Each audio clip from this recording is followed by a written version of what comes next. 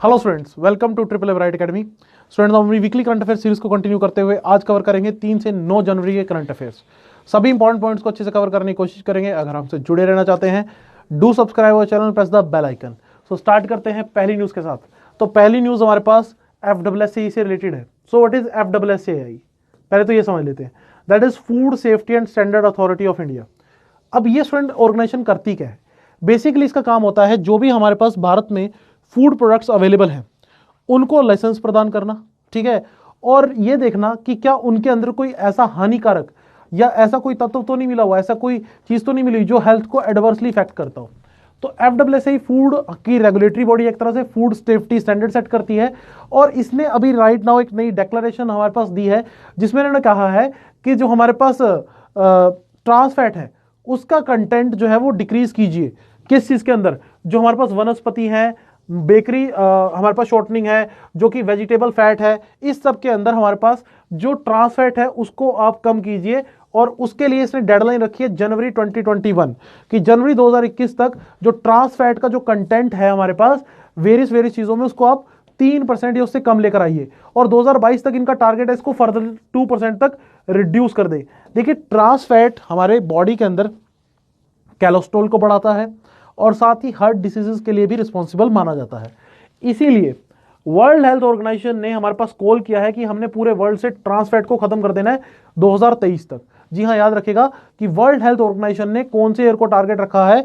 To eliminate trans fat throughout the world, so that is 2023। तो आगे अगर हम बात करें स्टूडेंट इसमें FSSAI के बारे में, तो FSSAI की करंट चेयरपर्सन कौन है? तो याद रखेगा रीटा टियोटिया। जी हाँ, याद रखिएगा इसका चेयरपर्सन कौन है? रीटा टियोटिया। और ये हमारे पास न्यू दिल्ली से ऑपरेट करती है। और इसने अभी लोगों को जागरूक करने के लिए एक मूवमेंट भी चलाई थी, ईट राइट मूवमेंट। याद रखिएगा, एक मूवमेंट FSSAI के द्वारा चलाई गई थी, that is eat right movement. Okay, चलिए जी, आपको यहां से मैं क्वेश्चन पूछ लेता हूं फूड से रिलेटेड, हमारे पास विटामिन से रिलेटेड ही, कि हमारे पास एक विटामिन B12 है, एक विटामिन है दैट इज विटामिन B12। इसको, इसके अंदर हमारे पास कौन सा मेटल आयन हमें मिलता है? जल्दी से बताइए कमेंट सेक्शन में कमेंट करके कि vitamin B12 contain which metal ion.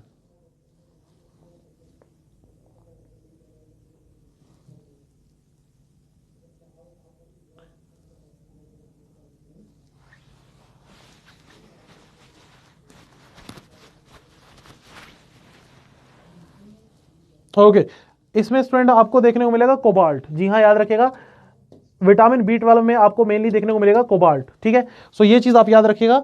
चलिए जी, नेक्स्ट हमारे पास वर्ल्ड ब्रेल डे 4 जनवरी को ऑब्जर्व किया गया।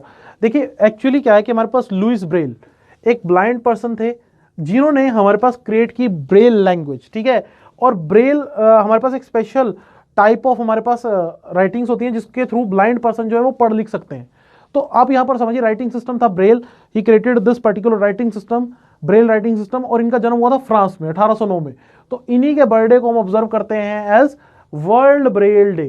देखिए, इन्होंने एक तरह से एम्पावर किया ब्लाइंड लोगों को। इंडियन गवर्नमेंट भी कोशिश करती है कि ब्लाइंड या जो भी डिसेबल पर्सन हैं, और डिसेबल्स पर्सन के लिए अभी गवर्नमेंट एक नाम यूज करते हैं दिव्यांग,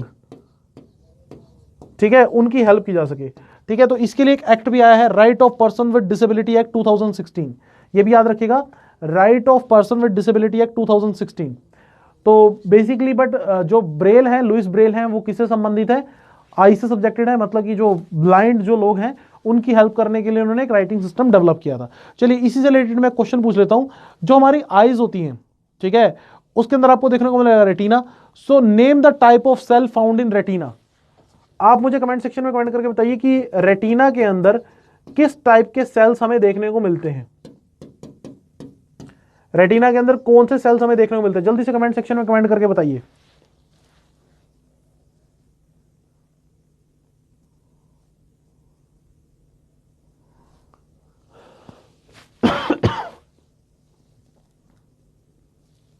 ओके, याद रखिएगा स्टूडेंट, हमारे पास कौन से सेल मिलते हैं यहां पर? एमाक्रीन सेल्स। ठीक है, सो ये वो सेल्स हैं जो हमारे पास आईज की रेटिना सेल्स हमारे पास होती हैं बेसिकली। ठीक है, चलिए जी, नेक्स्ट हमारे पास Indian scientific expedition to Antarctica. देखिए, इंडियन गवर्नमेंट ने एक नया हमारे पास एक्सपीडिशन लॉन्च किया है एंटार्क्टिक को सर्च करने के लिए, उसके बारे में इंफॉर्मेशन गैदर करने के लिए। So name of the research base, Indian research base station in Antarctica, कौन कौन से रिसर्च बेस है इंडिया के अंटार्कटिक में? दक्षिण गंगोत्री, भारती और मैत्री।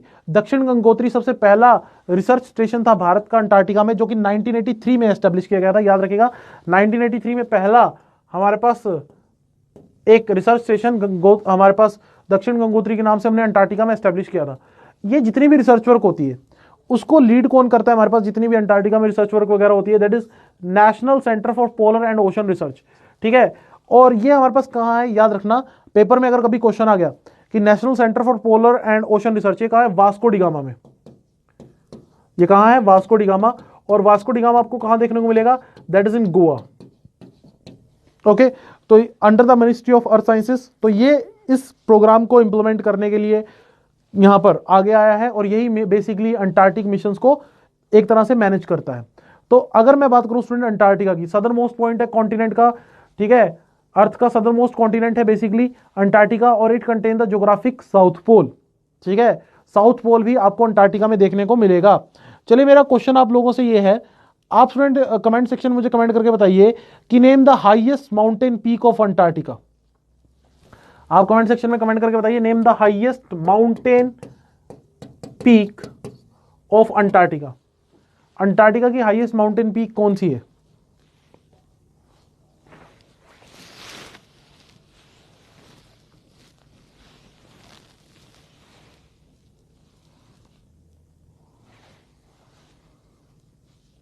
सो हाईएस्ट माउंटेन पीक है माउंट विंसन, ठीक है, याद रखिएगा। हमारे पास अंटार्कटिका की जो हाईएस्ट माउंटेन पीक है वो है माउंट विंसन। एक चीज और मैं स्टूडेंट आपको बता देता हूं, अंटार्कटिका में आपको देखने को मिलेगा माउंट एरेबस। ये अंटार्कटिका का इकलौता एक्टिव वोल्केनो है। अंटार्कटिका का इकलौता एक्टिव वोल्केनो आपको कहां देखने को मिलेगा? माउंट एरेबस में। और जो हाईएस्ट माउंटेन पीक है वो है माउंट विंसन। दोनों क्वेश्चन याद रखिएगा, दोनों बड़े इंटरेस्टिंग और इंपॉर्टेंट। नेक्स्ट हमारे पास वर्ल्ड लॉन्गेस्ट रेलवे प्लेटफॉर्म, तो कर्नाटक के हुबली में आपको देखने को मिलेगा जल्द ही पूरे विश्व का सबसे लॉन्गेस्ट रेलवे प्लेटफॉर्म, जिसका नाम होगा सिद्धोर्धा स्वामी रेलवे स्टेशन, ठीक है। तो श्री सिद्धोर्धा स्वामी रेलवे स्टेशन हमारे पास ये जो नाम रहेगा, और ये हमारे पास 1500 मीटर से ज्यादा लंबा लॉन्गेस्ट प्लेटफॉर्म, रेलवे प्लेटफॉर्म होगा। ये हमारे पास किसका रिकॉर्ड ब्रेक करेगा? गोरखपुर रेलवे स्टेशन का। इससे पहले स्टूडेंट गोरखपुर रेलवे स्टेशन का जो प्लेटफॉर्म था वो सबसे लंबा प्लेटफॉर्म हुआ करता था, लेकिन अब ये बनने जा रहा है कर्नाटक के हुबली शहर के अंदर। आपको स्टूडेंट मैं ये भी बताना चाहूंगा, याद कराना चाहूंगा कि अभी रेलवे बोर्ड के सीईओ चेंज हुए हैं, और रेलवे बोर्ड के नए सीईओ कौन बने? सुनीत शर्मा। रेलवे बोर्ड के नए सीईओ कौन बने? सुनीत शर्मा। इनका नाम आप याद रखिएगा, ठीक है। और अगर आपसे कोई पूछ ले कि ये कौन थे श्रोद्धा स्वामी जी, तो ये यहां पर रहा करते थे, एक सिंपल लाइफ जिया करते थे, तो इनकी यहीं पर डेथ हुई थी, तो अल्टीमेटली इन्हीं के नाम पर यहां पर रेलवे स्टेशन का नाम रखा गया है। चलिए, आपसे मैं एक सिंपल सा क्वेश्चन स्टूडेंट यहां पर पूछ लेता हूं कि हमारे पास कर्नाटक के बारे में बात हो रही है, so who is known as Bhagat Singh of Karnataka.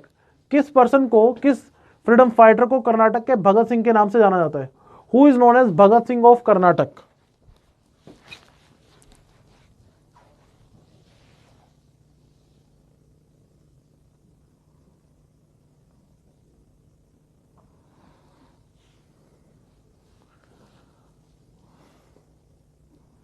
Okay, name याद रखिएगा, एम महादेवप्पा, ठीक है, एम महादेवप्पा। तो ये हमारे पास वो फ्रीडम फाइटर हैं जिनको कर्नाटक का भगत सिंह कहा जाता है, ठीक है। एक इंटरेस्टिंग क्वेश्चन है, याद रखिएगा। नेक्स्ट हमारे पास India first migrant worker cell. देखिए स्टूडेंट, आप ध्यान से सुनिएगा, अगर मैं बात करूं माइग्रेंट वर्कर्स की, तो during the time of covid pandemic migrant workers ने बहुत ज़्यादा प्रॉब्लम्स को फेस किया। इन सब के दौरान उनकी हेल्प करने के लिए सोनू सूद बहुत आगे रहे, और इसी वजह से यूनाइटेड नेशन डेवलपमेंट प्रोग्राम ने सोनू सूद को ह्यूमैनिटेरियन अवार्ड दिया। पहला क्वेश्चन याद रखना, यूनाइटेड नेशन डेवलपमेंट प्रोग्राम ने किसको ह्यूमैनिटेरियन अवार्ड दिया है? Special humanitarian award Sonu Sood. और सोनू सूद की के ऊपर एक बुक भी आ रही है, आई एम नो मसीहा, तो वो भी आप याद रखिएगा कि आई एम नो मसीहा नाम से एक बुक किसके ऊपर आ रही है? That is on Sonu Sood. अब यहां पर देखिएगा, जो यूनियन मिनिस्टर हैं Dharmendra Pradhan inaugurated India first kind of migrant worker cell, जहां पर माइग्रेंट वर्कर को लेकर इंफॉर्मेशन वगैरह रखी जाएगी। तो ये हमारे पास कहाँ है? सूरत, गुजरात में। क्वेश्चन बन जाता है हमारे पास, कहां पर भारत का पहला हमारे पास माइग्रेंट वर्कर सेल बना है, सो that is eight Surat Gujarat. और ये सेल जो है वो बेस्ड होगा आई लैब, ठीक है, बेस्ड एट आई लैब, ठीक है। और ये हमारे पास क्रिएट किया गया under the national urban livelihood mission scheme. Central government की एक स्कीम चल रही है, that is national urban livelihood scheme. अच्छा स्टूडेंट, एक चीज और आप याद रखेंगे, जब मैं बात करता हूं नेशनल अर्बन लाइवलीहुड मिशन की, तो इसको अब नाम दे दिया गया है दीनदयाल उपाध्याय, ठीक है, नेशनल अर्बन लाइवलीहुड मिशन। और इसको एग्जीक्यूट कौन करता है, इस स्कीम को एग्जीक्यूट करने की रिस्पॉन्सिबिलिटी किसकी रहती है, that is ministry of housing and urban, ठीक है, ministry of housing and urban affairs, ठीक है, याद रखिएगा, ministry of housing and urban affairs की रिस्पॉन्सिबिलिटी रहती है स्कीम को आगे बढ़ाने की। आप मुझे कमेंट सेक्शन में कमेंट करके बताइए who is the current minister of housing and urban affairs. हाँ जी, who is the current minister of housing and urban affairs.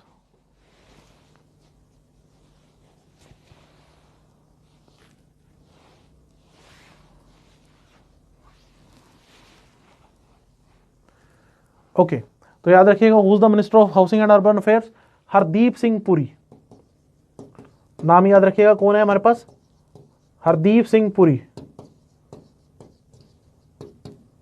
चलिए आगे चलते हैं। Kochi Mangaluru natural gas pipeline.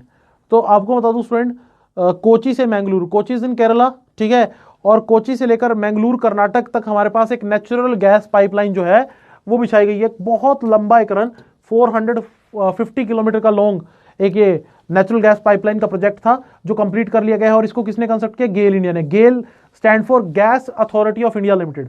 तो आपको स्टूडेंट मैं बता दूं कि सेंट्रल गवर्नमेंट का एक प्रोजेक्ट चल रहा है, that is one nation one gas grid. इसकी फुल फॉर्म याद रखिएगा, पहले तो ONOGG करके आपसे पूछा जा सकता है, तो that is one nation one gas grid. जैसे कि हमारे पास one nation one ration card है, वन नेशन वन टैक्स यानी GST है, तो उसी तरह से उसी लाइन पर ये चीज हम इंडिया में इंप्लीमेंट करने जा रहे हैं। और यहां पर बेसिकली हम यूज करेंगे ज्यादा से ज्यादा लिक्विफाइड नेचुरल गैस का, LNG का, ठीक है, बेसिकली LNG को यूज करेंगे। और इंडिया में या नेचुरल गैस को हम बेसिकली यूज करेंगे, लिक्विफाइड नेचुरल गैस को। तो इंडिया में हमारा टारगेट क्या है, पहले तो आप टारगेट याद रखिएगा। गवर्नमेंट अभी एक लक्ष्य लेकर चल रही है कि इंडिया की एनर्जी बास्केट में 15% जो कंट्रीब्यूशन हो वो हमारे पास नेचुरल गैस का रहे। 15% जो कंट्रीब्यूशन है, जो एनर्जी इंडिया कंज्यूम करता है, उसमें 15% कंट्रीब्यूशन किसका हो, नेचुरल गैस का। और ये लक्ष्य कब तक हमें अचीव करना है, 2030। तो पहला क्वेश्चन तो आप ये याद रखेंगे कि गवर्नमेंट ने कितने परसेंट हमारे पास नेचुरल गैस कंज्यूम करने का टारगेट, मतलब कि नेचुरल गैस को एनर्जी बास्केट में रखने का टारगेट रखा है 15%। कब तक, 2030 तक। एक तो ये क्वेश्चन आपके दिमाग में बिल्कुल क्लियर रहना चाहिए। इसके अलावा स्टूडेंट आपको बता दूं कि भारत एक बहुत बड़ी गैस पाइपलाइन पे काम कर रहा है जिसमें हमारे पास कई सारी कंट्रीज इन्वॉल्व हैं, जिसका नाम है तापी गैस पाइपलाइन। आप में से बहुत से बच्चों ने उसके बारे में सुना भी होगा, तापी। ये तापी क्या है, तापी वैसे तो एक रिवर का नाम भी है, लेकिन यहां मैं रिवर की बात नहीं कर रहा हूं। TAPI here means Turkmenistan, Afghanistan, Pakistan, India. हाँ जी, तुर्कमेनिस्तान, अफगानिस्तान, पाकिस्तान, इंडिया। तो तुर्कमेनिस्तान में बहुत बड़े लेवल पे गैस फील्ड है, तो हमारा एक ऑब्जेक्टिव है कि तापी गैस पाइपलाइन बने और तुर्कमेनिस्तान से इंडिया तक एक पाइपलाइन के थ्रू गैस पहुंचाई जा सके। तो अपने आप में बहुत ही एम्बिशियस प्रोजेक्ट है जिसको नाम दिया गया है तापी प्रोजेक्ट, ठीक है। और तुर्कमेनिस्तान में आपको बता दूं कि एक बहुत इंपॉर्टेंट गैस फील्ड है जिसका नाम है गैलकिनाश गैस फील्ड। इस गैस फील्ड का नाम याद रखिएगा, गैलकिनाश गैस फील्ड। पेपर में आपसे कभी भी क्वेश्चन ये पूछा सकता है कि गैलकिनाश गैस फील्ड कौन सी कंट्री में है, तो याद रखिएगा that is in Turkmenistan, Turkmenistan. और यहीं से हमारे पास एक प्रोजेक्ट बन रहा है जिसका नाम है Tapi project, Tapi gas pipeline project. चलो आपसे मैं एक सिंपल सा क्वेश्चन पूछ लेता हूं, अगर आपने इस प्रोजेक्ट के बारे में सुना हो तो इस प्रोजेक्ट, ये प्रोजेक्ट हजारों करोड़ का प्रोजेक्ट है, इस प्रोजेक्ट को कौन सी इंटरनेशनल ऑर्गेनाइजेशन फंडिंग प्रोवाइड कर रही है? तापी गैस पाइपलाइन प्रोजेक्ट को कौन सी अंतरराष्ट्रीय संस्था फंडिंग प्रोवाइड कर रही है? जल्दी से कमेंट सेक्शन में कमेंट करके बताइए।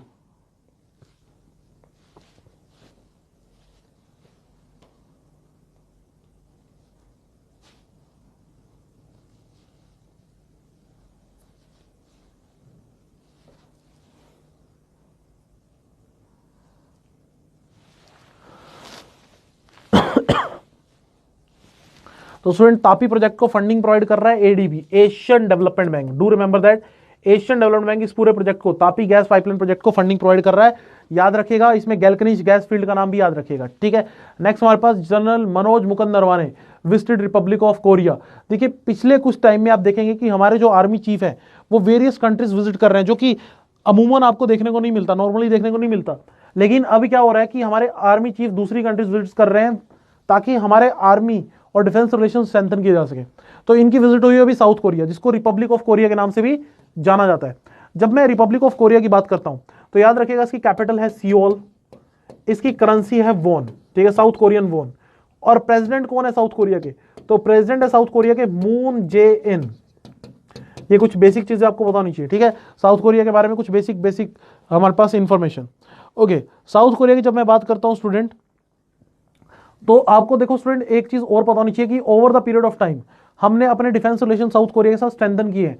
और साउथ कोरिया देखिए यहां पर इंडिया की हेल्प कर रहा है एक हमारे पास आर्टिलरी गन बनाने में। आर्टिलरी गन का नाम है K9 वज्र टी गन्स। ये आर्टिलरी गन्स है जिनको इंडिया में मैन्युफैक्चर किया जा रहा है with joint venture, as a joint venture. So इसमें Larsen and Toubro Indian company है और साउथ कोरियन कंपनी है हानवा, ठीक है। सो ये दोनों मिलकर K9 वज्र टी गन्स बना रहे हैं। तो आपने याद रखना है K9 वज्र टी गन्स जो है इंडिया किस कंट्री की हेल्प से बनाई है? South Korea. और साउथ कोरिया और भी कई चीजों में इंडिया की हेल्प कर रहा है, ठीक है। और हमारे कई तरह के रिलेशन जो हैं, डिप्लोमेटिक और डिफेंस रिलेशन जो है लगातार स्ट्रॉन्ग हो रहे हैं साउथ कोरिया के साथ। ओके, चलिए आपसे मैं क्वेश्चन पूछ लेता हूं। हमारा जो इंडिया का फाइनेंशियल हब है, इंडिया की जो फाइनेंशियल कैपिटल है मुंबई, उसकी एक सिस्टर सिटी आपको साउथ कोरिया में देखने को मिलेगी। सो आप जरा कमेंट सेक्शन में कमेंट करके बताइए, sister city of Mumbai in south Korea. Name the sister city of Mumbai in south Korea. Sister city of Mumbai in south Korea. वैसे तो मुंबई की कई सिस्टर सिटी हैं, लेकिन साउथ कोरिया में कौन सी सिस्टर सिटी है मुंबई की? सो दैट इज, हाँ जी, करेक्ट आंसर है हमारे पास बुसन, ठीक है। ये हमारे पास साउथ कोरिया की सिटी है। तो याद रखना मुंबई और बुसन ये सिस्टर सिटी हैं, और बुसन हमारे पास कहां है? That is in south Korea. Next हमारे पास वर्ल्ड फर्स्ट वुडन सैटेलाइट। तो आपको मैं स्टूडेंट बता दूं कि जापानीज एक कंपनी है सुमिटोमो फॉरेस्ट्री कंपनी और कोयोटो यूनिवर्सिटी ऑफ जापान, ये मिलकर हमारे पास क्या कर रहे हैं? वर्ल्ड का पहला वुड बेस्ड सैटेलाइट बना रहे हैं, जिसको 2023 तक ये लॉन्च कर देंगे। अब ये क्यों बना रहे हैं? देखिए हमारे पास बहुत से सैटेलाइट्स लॉन्च किए जाते हैं over the period of time, और जब ये सैटेलाइट खराब हो जाते हैं तो क्या होता है कि इनका जो मलबा होता है वो हमारे पास अर्थ के बाहर तैरता रहता है, फ्लोट करता रहता है, और कुछ मलबा हमारे पास जमीन पर आकर भी गिर जाता है। तो ये जो लकड़ी की जो लाइफ होगी, अब यहां पर हो सकता है कि अगर वो अर्थ के ऊपर गिरे तो वो जल भी सकती है temperature over the period of time. तो स्पेस जंक, जिसको हम स्पेस डेब्रिस के नाम से भी जानते हैं, उसकी प्रॉब्लम को टैकल करने के लिए वुडन सैटेलाइट को लॉन्च करेंगे। तो आपसे मैं पूछ सकता हूं कि कौन सी कंट्री वुडन सैटेलाइट को लॉन्च करने जा रही है? That is Japan. और जापान की अगर मैं बात करूं तो जापान की स्पेस एजेंसी का नाम है जैक्सा। जापान की स्पेस एजेंसी का नाम क्या है? JAXA, Japan aerospace exploration agency. Japan की स्पेस एजेंसी का नाम याद रखेंगे JAXA, Japan aerospace exploration agency. और यहीं पर अभी रिसेंटली आपके प्राइम मिनिस्टर भी चेंज हुए थे, ठीक है, योशिदा सुगा यहां पर प्राइम मिनिस्टर हैं जापान के, Yoshida Suga prime minister of Japan, ठीक है। और यहां पर आप देखिएगा स्टूडेंट 130 मिलियन पीस हैं हमारे पास स्पेस डेब्रिस के, जो ह्यूमन एक्टिविटीज की वजह से आपको स्पेस में देखने को मिलेंगे कुछ इस तरह से। अगर आपको थोड़ा सा इमेज में क्लियर दिखाई दे रहा हो, ये कुछ स्पेस डेब्रिस हैं जो अर्थ के चारों तरफ घूम रही हैं। अब इनसे जितनी एग्जिस्टिंग सैटेलाइट्स हैं उनको भी खतरा कहीं ना कहीं बना रहता है। इसीलिए इसरो ने एक प्रोजेक्ट शुरू किया था, याद रखिएगा, स्पेस डेब्रिस को मॉनिटर करने के लिए, उनके ऊपर नजर रखने के लिए इसरो ने एक प्रोजेक्ट लॉन्च किया था नेत्रा के नाम से। याद रखिएगा जो इसरो का नेत्रा प्रोजेक्ट था वो किसको लेकर था? That is related to space debris, ठीक है। ये भी एक क्वेश्चन आपसे एग्जाम में पूछा जा सकता है। चलिए मैं आपसे क्वेश्चन पूछ लेता हूं स्टूडेंट, सिंपल सा क्वेश्चन। जापान की जब मैं बात करूं तो जापान में 2020 में ओलंपिक्स होने थे, जो कोविड-19 की वजह से नहीं हो पाए, वो पोस्टपोन हो गए। 2021 में होंगे हमारे पास ओलंपिक्स टोक्यो शहर में। पहली तो बात ये याद रखना 2021 में हमारे पास ओलंपिक्स होंगे, और ये ओलंपिक्स कहां होंगे? हमारे पास कौन से शहर में? टोक्यो में। आप जरा कमेंट सेक्शन में कमेंट करके बताइए इसका मस्कट क्या रहेगा? मस्कट ऑफ टोक्यो ओलंपिक्स 2021, जल्दी से कमेंट सेक्शन में कमेंट करके बताइए।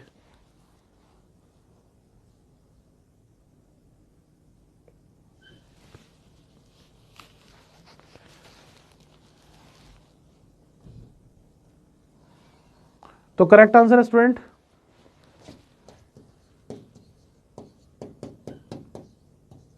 मैरिटोवा। ठीक है, ये मस्कट रहेगा हमारे पास 2021 के जो ओलंपिक्स होंगे हमारे पास टोक्यो शहर में। चलिए जी नेक्स्ट न्यूज की तरफ चलते हैं। Advanced biodigester MK2 technology. तो देखिए स्टूडेंट ध्यान से सुनिएगा और समझने की कोशिश कीजिएगा। हमारे पास DRDO ने हमारे पास महाराष्ट्र मेट्रो रेल कॉर्पोरेशन के साथ एक एग्रीमेंट साइन किया है। ठीक है, और ये ऐसे हमारे पास टेक्नोलॉजी का यूज करेंगे जिससे हमारे पास जो ह्यूमन वेस्ट है, ठीक है, उसको हमारे पास सिंपलर सब्सटेंसेस में ब्रेक डाउन किया जा सके। जैसा कि DRDO की टेक्नोलॉजी हमारे पास बेसिकली यूज की जाती है हाई एल्टीट्यूड एरियाज में जो हमारे सोल्जर्स हैं उनके लिए। तो आप यहां पर देखिएगा एडवांस बायोडाइजेस्टर MK2 टेक्नोलॉजी का यूज होगा कहां पर, महाराष्ट्र मेट्रो रेल कॉर्पोरेशन में। तो ये हमारे पास बेसिकली बायोडाइजेस्टर यूनिट होगी जो कि हेल्प करेगी वाटर को कंजर्व करने में और एनवायरमेंट को भी प्रोटेक्ट करने में हेल्प करेगी। देखिए अगर मैं बात करूं मेट्रो की, तो भारत के कई सारे शहरों में आपको मेट्रो देखने को मिलेगी और जो सबसे सक्सेसफुल मेट्रो मॉडल भारत में अभी तक रहा है वो दिल्ली मेट्रो का रहा है। और दिल्ली मेट्रो को बनाने में हेल्प की थी हमारे पास ई श्रीधरन ने। इसलिए हमेशा मैं एक क्वेश्चन बच्चों को रिकॉल कराता रहता हूं कि do remember E Sreedharan is known as metro man of India. ठीक है, he is known as metro man of India. E Sreedharan known as metro man of India. ठीक है, DRDO here means defence research development organisation. DRDO की full form भी याद रखेंगे, defence research development organisation. Next हमारे पास सैपी सेंट्रलाइज्ड नेटवर्क लैब।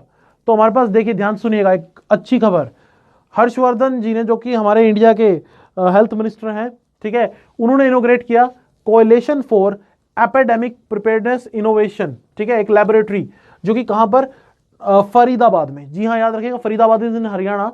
तो यहां पर आप ये समझिए कि ये विश्व की 7 लेबोरेटरीज में से एक है। तो सैपी लेबोरेटरी हरियाणा के फरीदाबाद में ओपन हुई है और कहां पर, transitional health science technology institute में। ठीक है, that is a translational health science and technology institute जो कि फरीदाबाद में। तो बेसिकली इतना सा क्वेश्चन याद रखिएगा, सीधा सीधा क्वेश्चन पूछा सकता है। इस लैब को डेवलप किया है सैपी फाउंडेशन के द्वारा। इसका काम क्या रहेगा, सबसे इंपॉर्टेंट चीज, जो हमारे पास वैक्सीन बन रही है, काफी सारी वैक्सीन मार्केट में है, ठीक है, उन सब वैक्सीन की एफिशिएंसी और क्वालिटी को मॉनिटर करना। हाँ जी क्लियर, जो कि क्वालिटी है और जो हमारे पास वैक्सीन बनी है उनको कहीं ना कहीं उनको मॉनिटर करना, ये एक बड़े आपस अपने आप में एक बड़ी अच्छी चीज हमें यहां पर देखने को मिली है। ठीक है, जब मैं वैक्सीन की बात करता हूं, ठीक है, तो याद रखना वैक्सीन हमारे पास कोविड-19 को लेकर वैक्सीन आ गई है, उसके बारे में हम बात अभी इसी वीडियो में करेंगे। लेकिन वैक्सीन प्रोवाइड करने के लिए पुअर कंट्रीज को और जो हमारे पास डेवलपिंग कंट्रीज है, कौन सी ऑर्गेनाइजेशन काम करती है, गावी। याद रखिएगा, मैं फिर से रिकॉल करा रहा हूं, गावी नाम की एक संस्था है जो कि सन 2000 में एस्टेब्लिश हुई थी। ये हमारे पास पुअर कंट्री को और डेवलपिंग कंट्रीज को वैक्सीन प्रोवाइड करने के लिए काम करेगी, स्पेशली कोविड-19 की वैक्सीन। इसका हेडक्वार्टर याद रखिएगा, इसका हेडक्वार्टर हमारे पास जिनीवा में है और इसके बोर्ड में हमारे पास किसको जगह मिली है, डॉक्टर हर्षवर्धन को। इसके बोर्ड में किसको जगह मिली है, डॉक्टर हर्षवर्धन को। ये पहले भी हम बात कर चुके हैं लेकिन एक जस्ट रिमाइंडर। ठीक है, चलिए एक सिंपल सा क्वेश्चन पूछ लेता हूं, वैक्सीन के बारे में बात हो रही है तो सिंपल सा question, name the person who created world first vaccine. हाँ जी, आप मुझे उस पर्सन का नाम कमेंट सेक्शन में कमेंट करके बताइए जिसने वर्ल्ड की फर्स्ट वैक्सीन बनाई थी स्मॉल पॉक्स के लिए। जल्दी से कमेंट सेक्शन में कमेंट करके बताइए।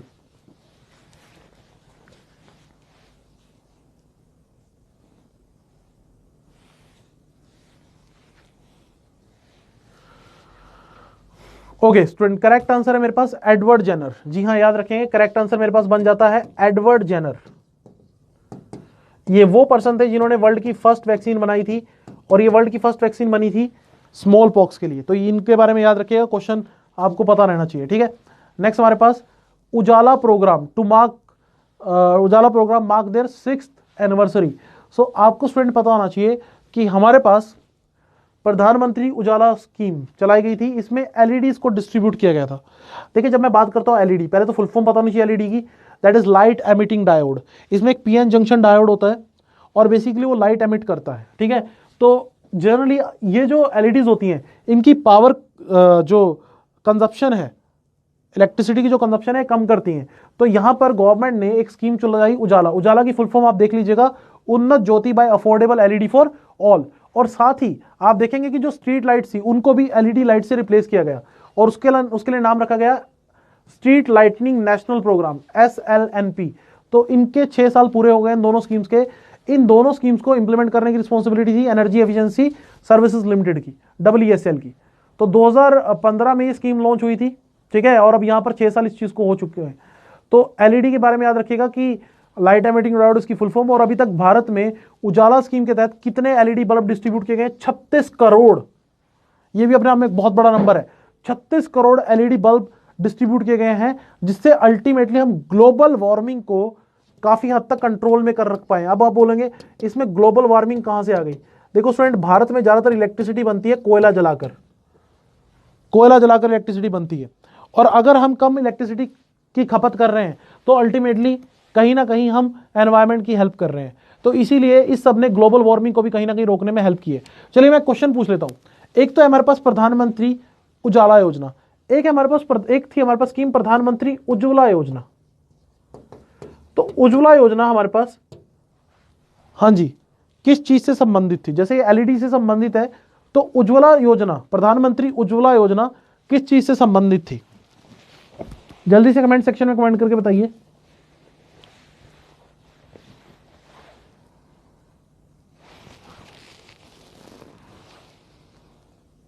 तो याद रखिएगा स्टूडेंट, उज्ज्वला योजना का संबंध था हमारे पास किससे? उज्ज्वला योजना संबंधित थी free LPG distribution to the BPL families. LPG cylinder connection देना, ठीक है, एलपीजी लिक्विफाइड पेट्रोलियम गैस, ठीक है। सो गैस कनेक्शन प्रोवाइड करना यहां पर टारगेट था प्रधानमंत्री उज्ज्वला योजना का। 8 करोड़ एलपीजी कनेक्शन दिए गए, ये भी आप याद रख सकते हो। आप याद रखने के लिए ये भी याद रख सकते हो, कितने फ्री एलपीजी कनेक्शन दिए गए? 8 करोड़ फ्री एलपीजी कनेक्शन यहां पर दिए गए। नेक्स्ट हमारे पास आरबीआई से रिलेटेड न्यूज है। So RBI to introduce LEI in RTGS and NEFT. बहुत ही इंटरेस्टिंग और इंपॉर्टेंट न्यूज में से एक स्टूडेंट, लीगल एंटिटी आइडेंटिफिकेशन। पहले तो आप फुल फॉर्म याद रखेंगे। एक नई चीज इंट्रोड्यूस की जा रही है एलईआई के नाम से, that is legal entity identifier. ये क्या है? हमारे पास जितनी भी ट्रांजैक्शन होंगी 50 करोड़ या उससे ज्यादा की, जो आरटीजीएस जिसमें यूज किया जाता है, ठीक है, ठीक है, आरटीजीएस के थ्रू हमारे पास होंगी, तो उसमें हमारे पास क्या है? देखिए ध्यान सुनिएगा, उसमें आरबीआई ने क्या कहा है कि एक नंबर यूज किया जाएगा एलईआई, एक नया नंबर। और ये डायरेक्शंस जो हैं वो इशू किए हैं आरबीआई ने under the payment and settlement system act. देखिए याद रखिएगा, आरबीआई डिजिटल पेमेंट को कौन से एक्ट के थ्रू मैनेज करता है? ये पेपर में क्वेश्चन पूछा जा सकता है। तो RBI payment and settlement system act 2007 के थ्रू हमारे पास क्या करता है? डिजिटल पेमेंट्स को मैनेज करता है, डिजिटल पेमेंट सिस्टम को मैनेज करता है। तो ये मुझे कहीं ना कहीं क्लियर रहना चाहिए दिमाग में। और ये जो एलईआई होगा, यानी कि लीगल एंटिटी आइडेंटिफायर होगा, ये एक 20 डिजिट ग्लोबल रेफरेंस नंबर होगा। तो आपसे ये भी पूछा जा सकता है कि as per the new declaration by RBI, हमारे पास जो लीगल एंटिटी आइडेंटिफायर है वो कितने डिजिट नंबर होगा? So that will be 20 digit, ठीक है। कब से इफेक्टिव होगा? 1 अप्रैल 2021 से। तो 1 अप्रैल 2021 से जो भी बड़ी ट्रांजेक्शन होंगी उसमें आप एलईआई का यूज करेंगे, ठीक है। चलिए, आरबीआई से रिलेटेड एक और न्यूज है, वो भी हम साथ ही साथ कवर कर लेते हैं। सो आरबीआई ने अनाउंस किया है operationalisation of payment infrastructure development fund, so PIDF. So payment infrastructure development fund बनाने की बात की है, और इसके लिए इनिशियल कॉर्पस रखा जाएगा 345 करोड़ का। और ये 1 जनवरी 2021 से स्टार्ट हो गया और ये अगले 2 साल तक हमारे पास रहेगा। अब इसमें आप ये देखिएगा कि एक एडवाइजरी ग्रुप बनाया गया है, ठीक है, जो कि हमारे पास काम करेगा, यहां पर मैनेज करेगा किसको? पीआईडीएफ को। और ये कौन करेंगे? बीपी कानूनगो। ये हमारे पास कौन करेंगे? बीपी कानूनगो। बीपी कानूनगो कौन है? He is one of the deputy governor with the RBI. हाँ जी, clear, he is one of the deputy governor with the RBI. और यहां पर आप देखिएगा कि ये जो फंड है, ठीक है, ये हमारे पास किस लिए काम करेगा? ये हमारे पास पेमेंट एक्सेप्टेंस इंफ्रास्ट्रक्चर, एक्चुअली क्या है कि जो भारत में डिजिटल इंफ्रास्ट्रक्चर है उसको कहीं ना कहीं और इंप्रूव करने के लिए इस फंड का यूटिलाइज किया जाएगा। बेसिकली क्या है कि भारत में काफी जगहों पर कार्ड्स एक्सेप्ट हो सके, मैक्सिमम जगहों पर आप डिजिटल पेमेंट कर सकें, उसको कैसे स्ट्रक्चर को इंप्रूव किया जाए, उसी के लिए फंड जो है PIDF fund, payment infrastructure development fund बनाया गया है। और इसको लीड कौन करेंगे? बीपी कानूनगो, जो कि आरबीआई के डिप्टी गवर्नर है। एक बहुत सिंपल सा क्वेश्चन आपसे लगे हाथ पूछ लेता हूं। आरबीआई में एक तो गवर्नर की पोस्ट होती है और डिप्टी गवर्नर की पोस्ट होती है। How many deputy governors are there in RBI? RBI के अंदर कितने डेप्यूटी गवर्नर्स की पोजीशन होती है? जल्दी से कमेंट सेक्शन में कमेंट करके बताओ, आरबीआई के अंदर कितने डेप्यूटी गवर्नर्स की पोजीशन होती है?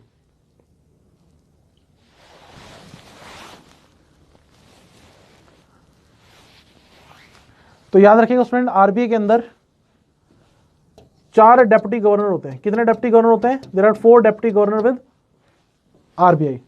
नेक्स्ट हमारे पास India expected to grow at 5.4% in the physical year 2021-2022।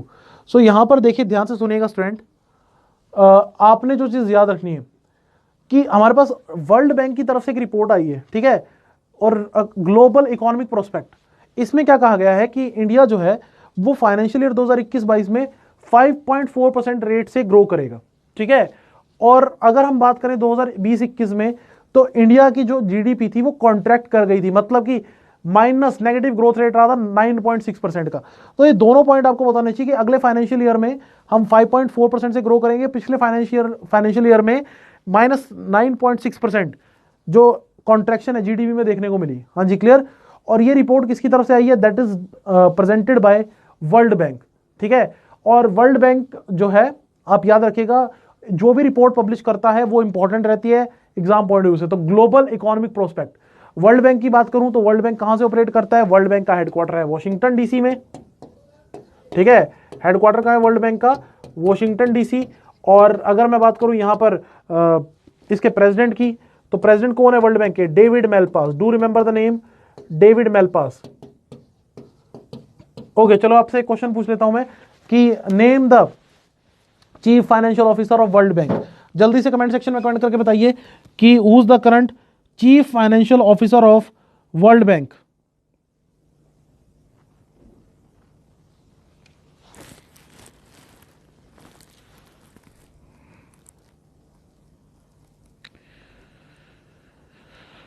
तो चीफ फाइनेंशियल ऑफिसर और एमडी मैनेजिंग डायरेक्टर कौन है? अंशुला कांत। जी हाँ, याद रखिएगा, हमारे पास वर्ल्ड बैंक में जो चीफ फाइनेंशियल ऑफिसर हैं एंड मैनेजिंग डायरेक्टर हैं वो इंडियन हैं और उनका नाम है अंशुला कांत। इससे पहले स्टेट बैंक ऑफ इंडिया में काम कर चुकी हैं, ठीक है। Now she is working at CFO and MDS in the world bank, ठीक है। नेक्स्ट हमारे पास लासी वेव 1 रिपोर्ट 2020। तो डॉक्टर हर्षवर्धन जो कि इंडिया के हेल्थ मिनिस्टर हैं, उन्होंने एक रिपोर्ट रिलीज की है, longitudinal ageing study in India. Basically जो वृद्ध होते जो लोग हैं भारत में, उनके ऊपर स्टडी की गई, पहली बार ऐसी कोई स्टडी आई है। तो लासी वेव 1 रिपोर्ट 2020, पहली बात तो आपने याद रखना है, इंडिया की जो ओल्ड एज होती पॉपुलेशन है उसके ऊपर ये रिपोर्ट थी, ठीक है। लार्जेस्ट सर्वे था जो यहां पर कंडक्ट किया गया, और यहां पर 4 डोमिनियंस के ऊपर बात की गई, 4 चीजों के ऊपर बात की गई। हेल्थ के ऊपर, हेल्थ केयर फाइनेंसिंग के ऊपर कि कितना पैसा खर्च होता है, इकोनॉमिक एंड सोशल, ठीक है। तो उस सब चीजों के ऊपर बात की गई है। अब यहां पर जो चीजें सामने आई हैं वो देख लीजिए। इस रिपोर्ट में क्या चीज सामने आई है कि आंध्र प्रदेश जो है वहां पर सबसे ज्यादा लो विजन, मतलब कि जो 60+ जो लोग हैं उनमें सबसे ज्यादा कमजोर नजर जो है वो कहां देखने को मिली? आंध्र प्रदेश में, ठीक है। उसके बाद उत्तर प्रदेश ब्लाइंडनेस के मामले में टॉप करता है, जो अंधापन है, ओल्ड एज में आपको पता होगा अंधापन देखने को मिलता है। छत्तीसगढ़ ने टॉप किया है अंडर न्यूट्रिशन, जहां पर जो हमारे पास 45 से ज्यादा जो लोग हैं और जो ओल्डर लोग हैं उनका वेट जो है वो जरूरत से ज्यादा कम है, ठीक है। तो गरीबी है इस वजह से। चंडीगढ़ जो है, चंडीगढ़ के बारे में एक अजीब रिपोर्ट आई है स्टूडेंट, यहाँ पर ओवर न्यूट्रिशन है, ओवर वेट है। यहाँ पर जो ओल्ड एज पर्सन है या एडल्ट्स हैं 45 से अबव, उनका वेट जरूरत से ज्यादा है, यहाँ पर ये बताया गया है इस रिपोर्ट में। तो बेसिकली रिपोर्ट के इंपॉर्टेंट फैक्ट्स जो हैं वो याद रखना, और साथ में लगे हाथ ये भी याद रखना कि हमारे पास रिपोर्ट जो है लासी वेव रिपोर्ट, ये हमारे पास किससे रिलेटेड है? ओल्ड एज जो पॉपुलेशन है उसको लेकर ये पहली बार रिपोर्ट जो है वो पब्लिश की गई है। हाँ जी, क्लियर। तो ये सारे पॉइंट्स जो हैं कहीं ना कहीं आपके दिमाग में क्लियर रहने चाहिए। आने वाले टाइम में स्टूडेंट्स मैं आपको एक चीज़ बता दूं कि अभी तो हमारे पास जैसे मिनिस्ट्री वुमेन के लिए अलग है, ठीक है, वुमेन एंड चाइल्ड डेवलपमेंट के लिए अलग से मंत्रालय होता है। तो आने वाले टाइम में आपको डेफिनेटली एक नया मंत्रालय देखने को मिलेगा, मिनिस्ट्री फॉर ओल्ड एज, ठीक है। ओल्ड एज जो हमारे पास बूढ़े लोग हैं उनके लिए अलग से एक मंत्रालय होगा, क्योंकि आने वाले टाइम में जो अभी इंडिया की यंग पॉपुलेशन है, आज से 20 से 25 साल बाद उसमें बहुत सारे लोग, मैक्सिमम लोग ओल्ड एज कन्वर्ट हो जाएंगे, और फिर उनके लिए अलग से मंत्रालय भी चाहिए होगा, ठीक है। नेक्स्ट हमारे पास Rewari mother freight corridor section of WDFC। So what is WDFC? That is western dedicated freight corridor. अब देखो स्टूडेंट, एक बात समझो जरा, यहां पर क्या हुआ है कि एक हमारे पास वेस्टर्न डेडिकेटेड फ्राइट कॉरिडोर ये हमारे पास स्टार्ट हुआ है, और ये हमारे पास कहां से ट्रेन शुरू हुई है? हरियाणा से, और ये हमारे पास कहां तक पहुंचेगी? वेस्टर्न, जो वेस्टर्न हिस्सा है वहां तक हमारे पास पहुंचेगी, ठीक है। तो इसमें आप ये स्टूडेंट समझिए कि ये कहीं ना कहीं इंडिया के अंदर जो सप्लाई चेन है, सप्लाई चेन को एक तरह से सुदृढ़ करने में हेल्प करेगी। और ये हमारे पास, अगर मैं बात करूं student, eastern dedicated freight corridor जो है, ईस्टर्न डेडिकेटेड फ्राइट कॉरिडोर जो है, उसके कॉरस्पॉन्डिंग ये वेस्टर्न डेडिकेटेड फ्राइट कॉरिडोर भी है। और ये हमारे पास याद रखना, अगर मैं ये कहाँ से कहाँ तक है हमारे पास, रेवाड़ी से मदर तक, ठीक है, रेवाड़ी से मदर इन राजस्थान एक वेस्टर्न डेडिकेटेड फ्राइट कॉरिडोर जो है वो भी स्टार्ट किया गया है। और इसी पे चलाया गया है वर्ल्ड फर्स्ट डबल स्टैक, ठीक है, फर्स्ट डबल स्टैक जो है हमारे पास लॉन्ग हॉल कंटेनर ट्रेन, ठीक है। चलिए जी, आपसे मैं क्वेश्चन पूछ लेता हूं स्टूडेंट, अभी रिसेंटली हमारे पास वेस्टर्न डेडिकेटेड फ्राइट कॉरिडोर के अलावा ईस्टर्न डेडिकेटेड फ्राइट कॉरिडोर भी स्टार्ट किया गया था, ठीक है। आप मुझे कमेंट सेक्शन में स्टूडेंट कमेंट करके बताइए कि जो हमारे पास ईस्टर्न डेडिकेटेड फ्राइट कॉरिडोर है, इसकी फाइनेंसिंग कर रहा है वर्ल्ड बैंक। पहले तो मैं आपको खुद एक क्वेश्चन भी बता दूं कि ईस्टर्न डेडिकेटेड फ्राइट कॉरिडोर की फाइनेंसिंग किसने की है, वर्ल्ड बैंक ने। जैसे कि हमारे पास अगर मैं बात करूं, जापान इंटरनेशनल कॉर्पोरेशन एजेंसी, ये WDFC को, यानी वेस्टर्न डेडिकेटेड फ्राइट कॉरिडोर को फाइनेंसिंग कौन कर रहा है, जापान इंटरनेशनल कॉर्पोरेशन एजेंसी। लेकिन ईस्टर्न डेडिकेटेड फ्राइट कॉरिडोर को कौन स्पॉन्सर कर रहा है, वर्ल्ड बैंक। आपसे मैं क्वेश्चन पूछता हूं कि eastern dedicated freight corridor start होता है जालंधर से, Jalandhar that is in Punjab. आप मुझे बताओ स्टूडेंट कि जालंधर से पंजाब से लेकर कहां तक इस ये हमारे पास फैला हुआ है, मतलब कि कहां पे इसकी एंडिंग होती है। ईस्टर्न डेडिकेटेड फ्राइट कॉरिडोर जो है वो हमारे पास स्टार्ट होता है, ठीक है, यहां पर जालंधर से, और कहां तक पहुंचता है, जल्दी से बताओ।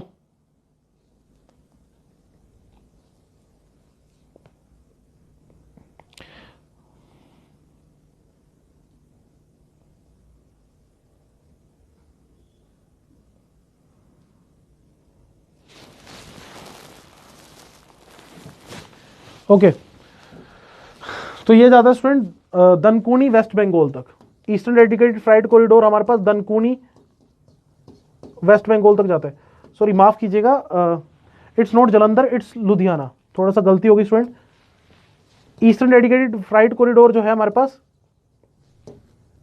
जलंधर से नहीं, लुधियाना से शुरू होता है, ठीक है, थोड़ी सी गलती होगी,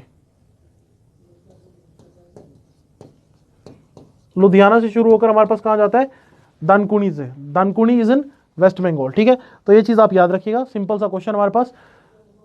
नेक्स्ट हमारे पास world largest floating solar energy project.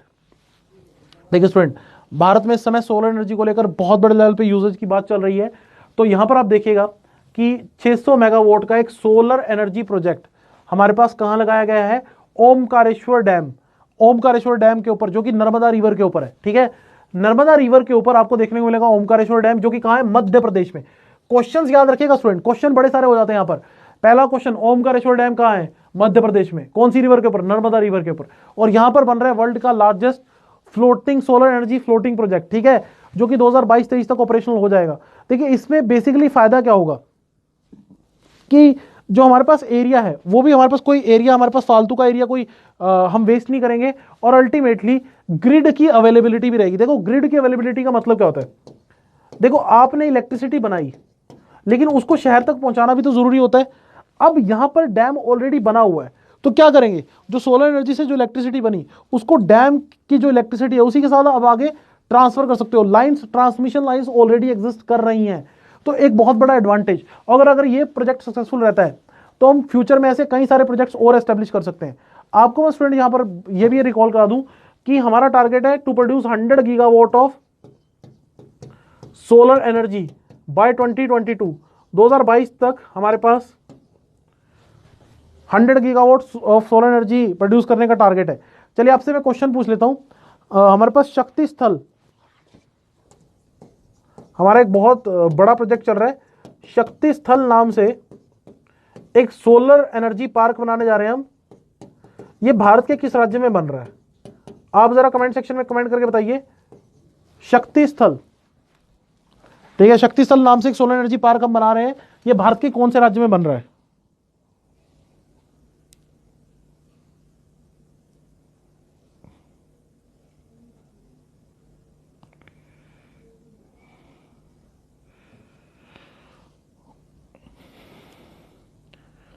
तो स्टूडेंट ये शक्ति स्थल जो है आने वाले टाइम में वर्ल्ड के सबसे बड़े सोलर पार्क में से एक होगा। ये बन रहा है तुमकुर डिस्ट्रिक्ट ऑफ कर्नाटक।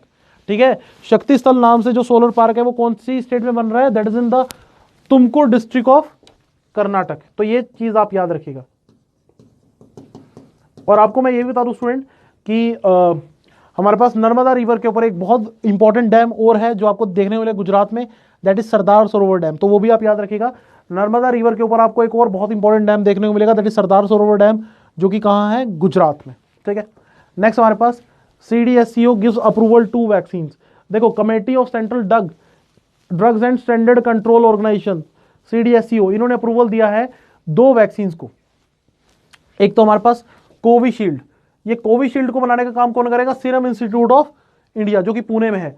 ये इसकी सिर्फ मैन्युफैक्चरिंग करेगा, लेकिन इसको डेवलप किसने किया? इसको डेवलप करने में हमारे पास, आपको बता दूं कि एक तो एस्ट्राजेनेका, एक कंपनी है एस्ट्राजेनेका, और दूसरा हमारे पास ऑक्सफोर्ड यूनिवर्सिटी और एस्ट्राजेनेका ने मिलकर, ठीक है, एस्ट्राजेनेका और ऑक्सफोर्ड ने मिलकर हमारे पास क्या किया है? इस वैक्सीन को डेवलप किया है। ठीक है, कोविशील्ड को, और इसको मैन्युफैक्चरिंग करने का काम कौन करेगा? Serum institute of India. Okay, और आप यहां पर देखिएगा स्टूडेंट, यहां पर मेंशन है, ठीक है, एस्ट्राजेनेका एंड ऑक्सफोर्ड। और दूसरा है कोवैक्सीन।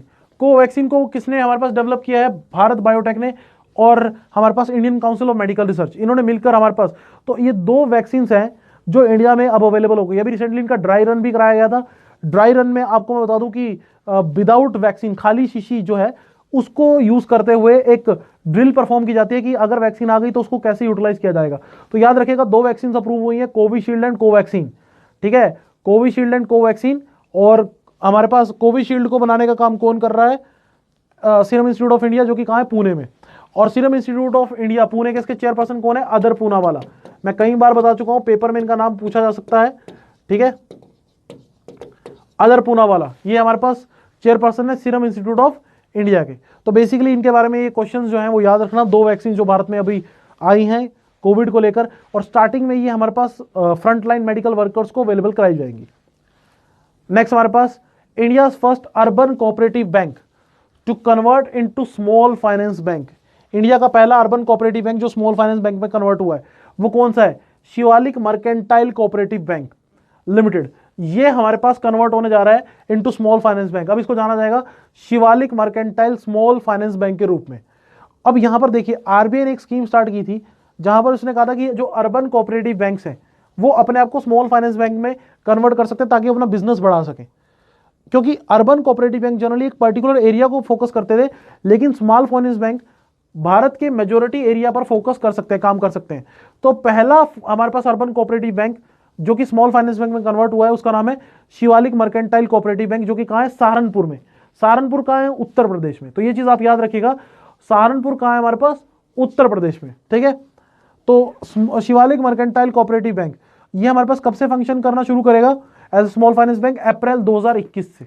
ये भी आपको बता दूं कि अप्रैल 2021 से ये फंक्शन करना शुरू करेगा। चलिए जी, आपसे मैं क्वेश्चन पूछ लेता हूं। जो हमारे पास स्मॉल फाइनेंस बैंक है और हमारे पास पेमेंट बैंक है, ये कमेटी की रिकमेंडेशन पर भारत में इंट्रोड्यूस हुए थे। तो मेरा क्वेश्चन आपसे ये है कि स्मॉल फाइनेंस बैंक और पेमेंट बैंक भारत में किस कमेटी की रिकमेंडेशन पर इंट्रोड्यूस किए गए थे? जल्दी से कमेंट सेक्शन में कमेंट करके बताओ। Payment bank and small finance bank introduce in India on the recommendation of which committee report?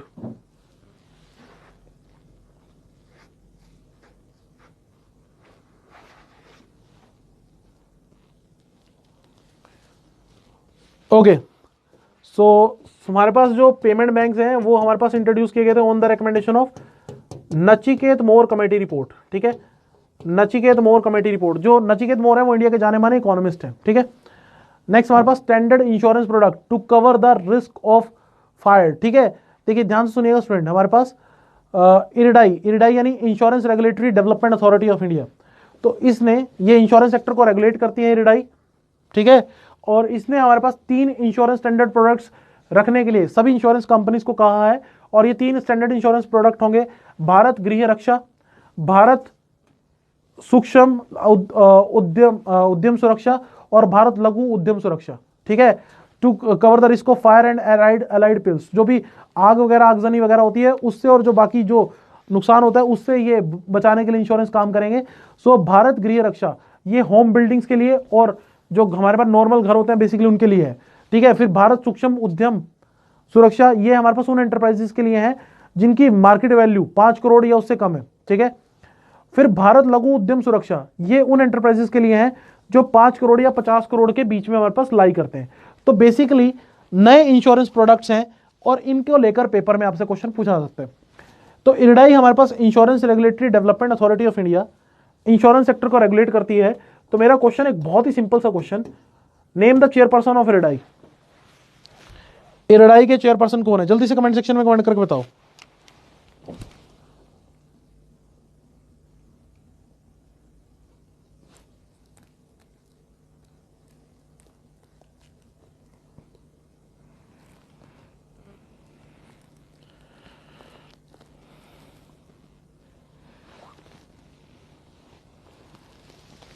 Okay student, याद रखिएगा इसके जो करंट चेयरपर्सन है वो है सुभाष चंद्र खुंटिया, ठीक है, सुभाष चंद्र खुंटिया, और इसका हेडक्वार्टर है हैदराबाद में, ठीक है। Hyderabad is in Telangana. चलिए आगे चलते हैं। Committee to protect language and culture of Ladakh. तो सेंट्रल गवर्नमेंट ने कमेटी बनाई है, ठीक है, जिसका मेन ऑब्जेक्टिव रहेगा कि हमारे पास यूनियन टेरिटरी ऑफ लद्दाख उसका कल्चर और हेरिटेज को कहीं ना कहीं प्रोटेक्ट किया जा सके। तो यहां पर आप देखिएगा कि बेसिकली ये वहां की लैंग्वेज कल्चर इन सबको लेकर को लीड कौन करेंगे? मिनिस्टर ऑफ स्टेट, ठीक है, गंगपुरम कृष्ण रेड्डी, ठीक है, गंगपुरम कृष्ण रेड्डी ये इस कमेटी को लीड करेंगे, ठीक है। और आपको मैं बता दूं स्टूडेंट, इसके अलावा इसमें रिप्रेजेंटेटिव भी रहेंगे Ladakh autonomous hill development council के। तो ये कहीं ना कहीं language culture and land of the union territory of Ladakh. So Ladakh आपको बताना चाहिए यूनियन टेरिटरी के रूप में देखने को मिला था कब? जब बाइफर्केशन हुई थी जम्मू कश्मीर की 31 अक्टूबर 2019 को हमारे पास एक नई यूनियन टेरिटरी बनी थी, that is the union territory of Ladakh, ठीक है। चलिए आपसे मैं क्वेश्चन पूछ लेता हूं, सिंपल सा क्वेश्चन। हमने लैंग्वेज के बारे में बात की, भारत में कुल कितनी क्लासिकल लैंग्वेजेस हैं? एक तो होता है ऑफिशियल लैंग्वेज, लेकिन मैं यहां पर पूछ रहा हूं क्लासिकल लैंग्वेज। सेंट्रल गवर्नमेंट के अकॉर्डिंग भारत में कुल कितनी क्लासिकल लैंग्वेजेस हैं?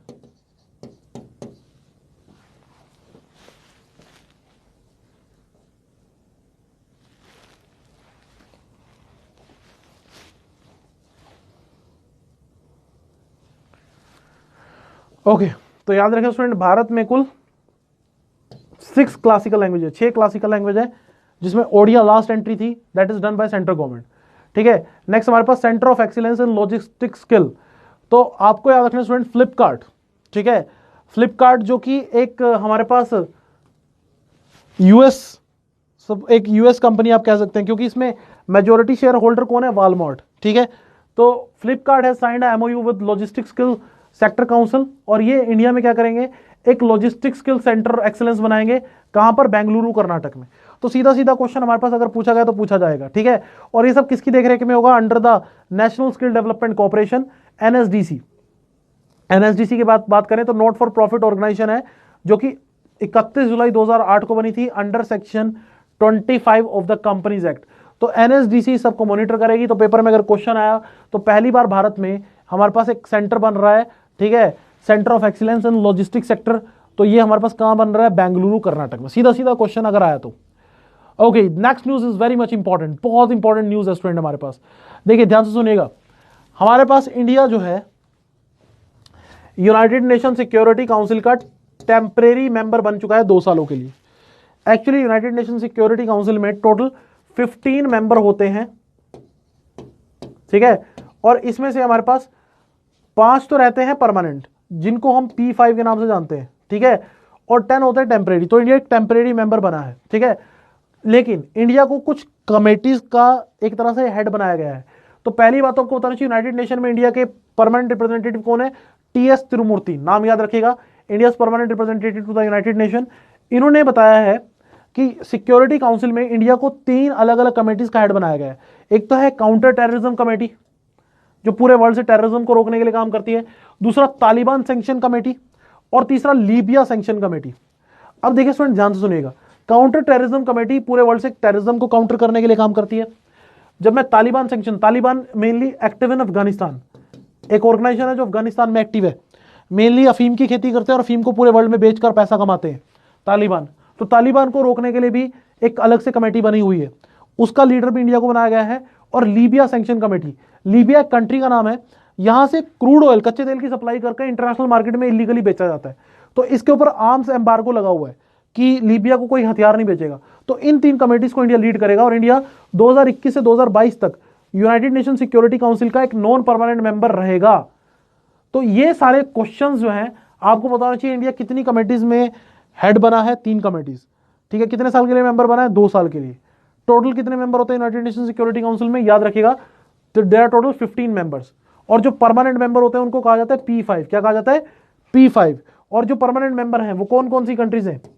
US, UK, France, Russia and China. इनको कहा जाता है P5, इनको कहा जाता है P5। चलिए आपसे मैं क्वेश्चन पूछ लेता हूं जो कई एग्जाम में पूछा गया है, कई बार न्यूज में आपको देखने को मिलेगा P5+1। ये 1 कंट्री कौन सी है? जरा कमेंट सेक्शन में कमेंट करके बताओ। कई बार न्यूज में आपको देखने को मिलेगा P5+1, ये 1 कंट्री कौन सी है?